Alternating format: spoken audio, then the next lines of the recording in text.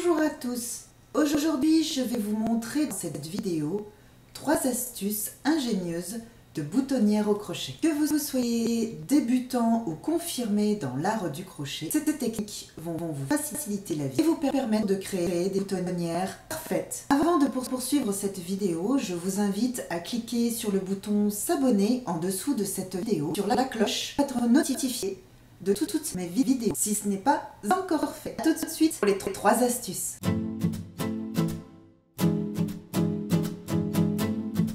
Je me présente rapidement pour ceux et celles qui ne me connaissent pas encore. Je suis Nadège et j'accompagne les crocheteuses comme vous à s'améliorer au crochet en leur faisant découvrir des astuces et des techniques essentielles. Alors me voici arrivée à la fin de mon 4e rang et donc du coup je vais former la première boutonnière, donc première technique de boutonnière. Pour cela je vais éviter de faire ma boutonnière trop au bord parce que sinon ça n'ira pas, donc je vais faire 2 mailles serrées. Et pour faire la boutonnière, pour la première technique, je vais monter un nombre de mailles en l'air qui correspond en fait à la largeur de mon bouton. Donc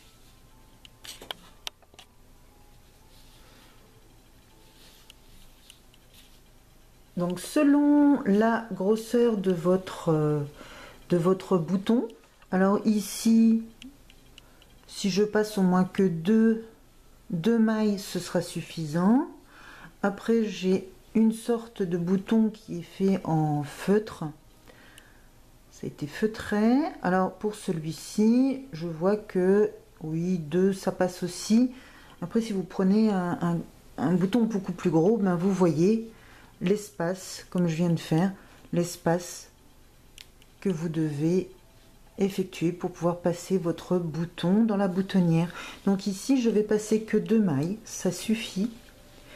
Donc je vais monter 2 mailles en l'air, 1 et 2, et je viens donc sauter les 2 mailles qui correspondent donc aux 2 mailles en l'air que je viens d'effectuer. Et dans la 3e, je viens donc faire mes mailles serrées. Donc ici j'ai ma boutonnière qui est formée et je continue jusqu'au bout mon rang de mailles serrées. On se retrouve à la fin du rang. Pour le rang suivant, le rang 6e rang, je vais crocheter des mailles serrées jusqu'à atteindre la boutonnière, donc les mailles en l'air que l'on a formées au rang précédent.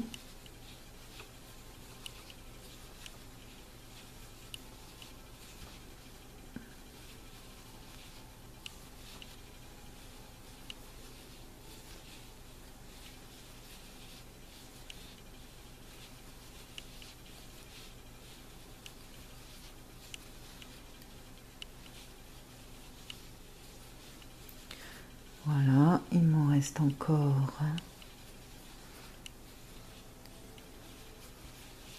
Alors vous avez le choix, quand vous arrivez au niveau de votre boutonnière ici, sur les 2 mailles en l'air, vous avez le choix de faire des mailles serrées en entourant la maille en l'air comme ceci.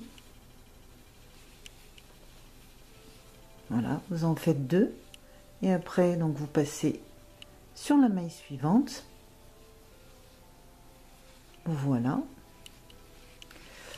ça vous donne ceci. Ou bien alors, au lieu de faire la maille serrée autour des mailles en l'air du rang précédent, vous venez donc piquer dans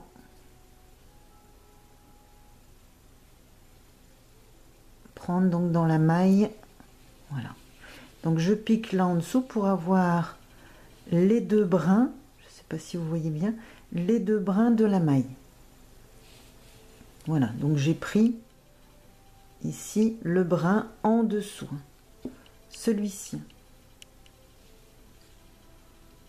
pour faire donc, hop, la maille serrée ici, et donc pour la deuxième, voilà.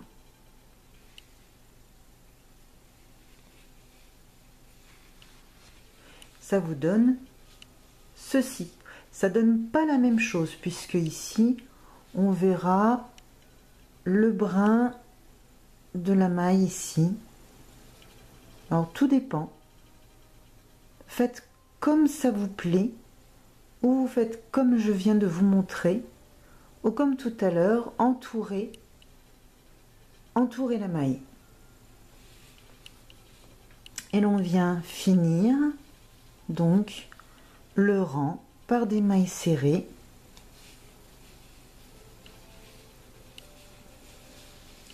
Voilà votre boutonnière.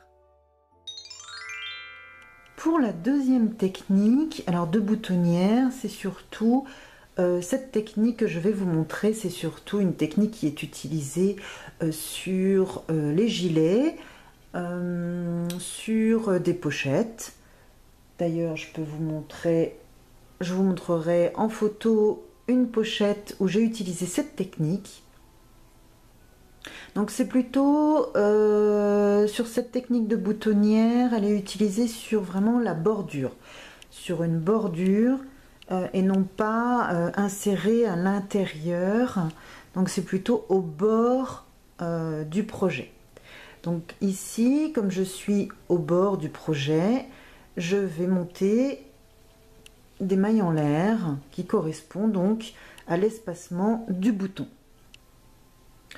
Mon bouton, il ne fait que cette dimension, donc je n'ai besoin que de 2 mailles en l'air. Vous voyez que de 2 mailles en l'air, c'est suffisant pour passer le bouton. Donc faites la même chose, regardez la grosseur de votre bouton et montez le nombre de mailles en l'air qui correspond à la largeur de votre bouton. Une fois que vous avez fait ça, eh bien, vous allez donc passer le nombre de mailles en l'air que vous venez de monter. Donc ici, j'en ai monté 2. Donc je viens passer mes 2 mailles ici et je viens donc faire dans ma prochaine maille, dans la 3e maille, donc ma maille serrée. Voici donc ma boutonnière.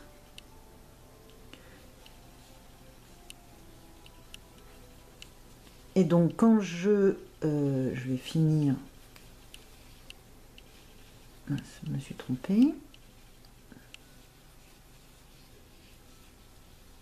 Donc vous espacez comme vous avez envie de mettre le nombre de boutons que vous avez envie de mettre sur votre le long de votre gilet ou de votre pochette ou voilà.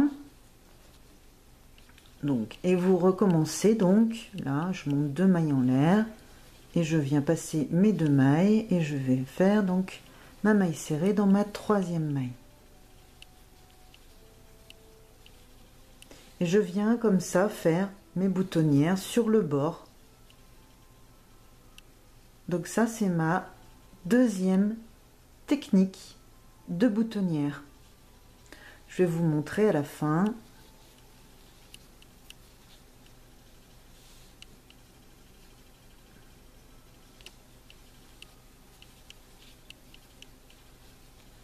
Ce que ça donne.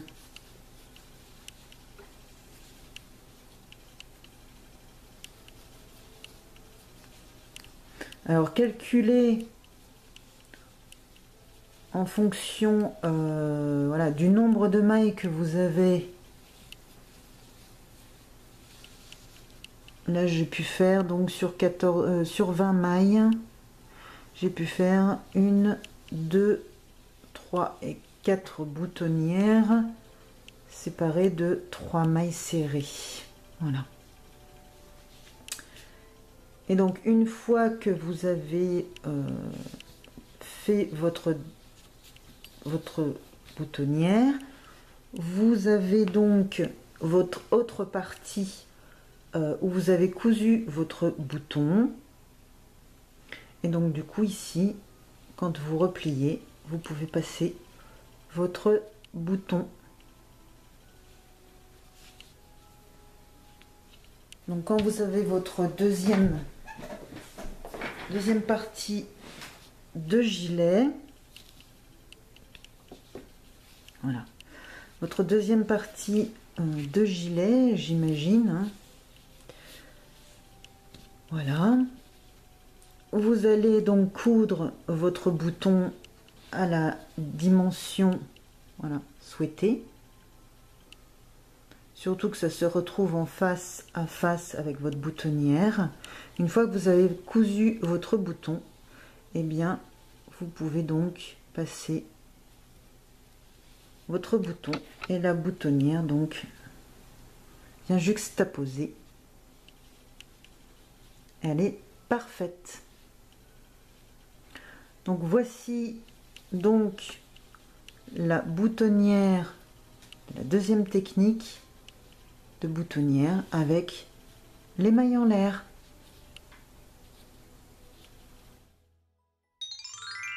Pour ma troisième technique, alors là, ça va être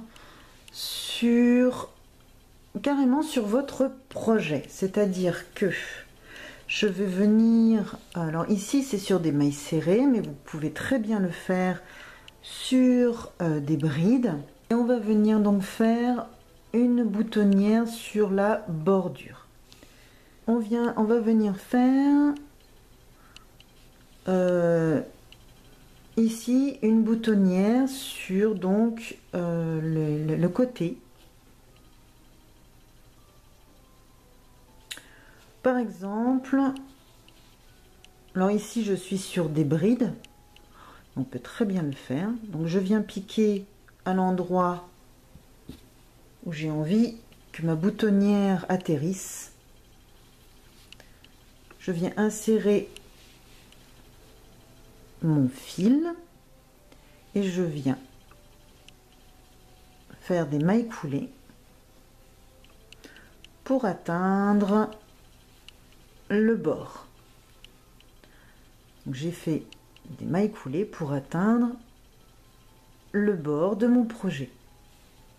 Ici je viens monter des mailles en l'air, autant de mailles en l'air que vous le souhaitez, donc c'est-à-dire pour que votre bouton puisse passer,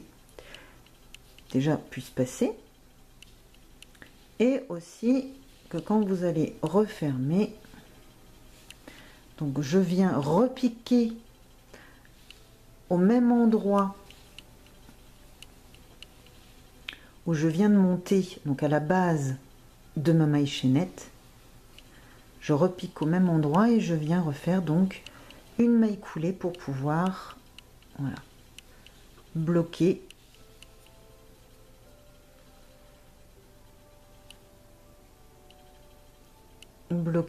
ma maille chaînette. Et je viens donc faire une maille en l'air et je viens couper mon fil et je rentre le fil. Vous avez ici réalisé une autre boutonnière. Si je viens donc coudre mon bouton, admettons ici, je vais pouvoir donc venir refermer avec ma boutonnière ici,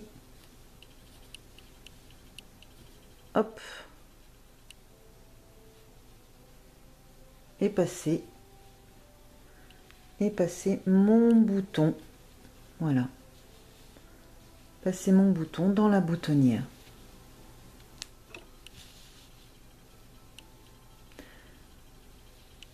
Donc voici la troisième technique vous pouvez très bien effectivement même démarrer au milieu de votre projet par une couleur différente et venir comme ça faire des mailles coulées tout le long en traversant chaque rang. Venir monter donc une maille chaînette quand vous arrivez sur le bord de votre projet. Vous pouvez très bien aussi l'utiliser sur un gilet. Sur un gilet, sur une pochette. Voilà, un gilet, une pochette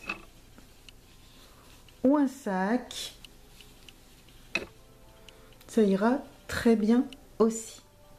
Voilà pour mes 3 techniques de boutonnière. Voilà, vous avez maintenant 3 astuces pour confectionner des boutonnières. La boutonnière horizontale, la boutonnière de bordure et la 3e boutonnière un peu fantaisie. Je vous montrerai dans d'autres vidéos d'autres boutonnières si ça vous dit.